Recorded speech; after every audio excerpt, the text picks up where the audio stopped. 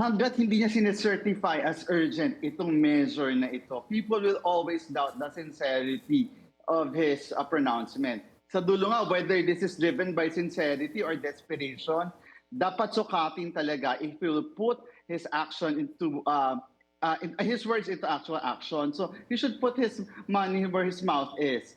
Certify as urgent. That's a very clear directive to the House of Representatives and the Senate pagdating sa priority na administration. Isama niya sa LEDAC priority measures at gawin niyang certify as urgent kasi that's the only way that we will really get a clear signal from Malacanang na talagang siseryosohin nila ito. Lalong-lalo na dahil totoo na napakahirap ipasa nito ngayon sa Kongreso at Senado kasi in effect, many of the members of these two houses will vote against self-interest. Kaya isa din sa frustration natin ay hanggang ngayon, hindi pa sinecertify as urgent ni President Bongbong Marcos yung Independent Commission on Infrastructure Corruption.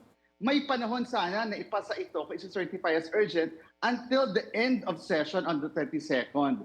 Pero hanggat hindi niya ito ginagawa, matitenga ito at maghihintay na naman na ilang buwan hanggang mag-resume uli ang Kongreso pagdating ng January. Hindi pa ba emergency at urgency enough yung billions of pesos siphoned off from public coffers papunta dito sa mga corrupt practices na nangyari?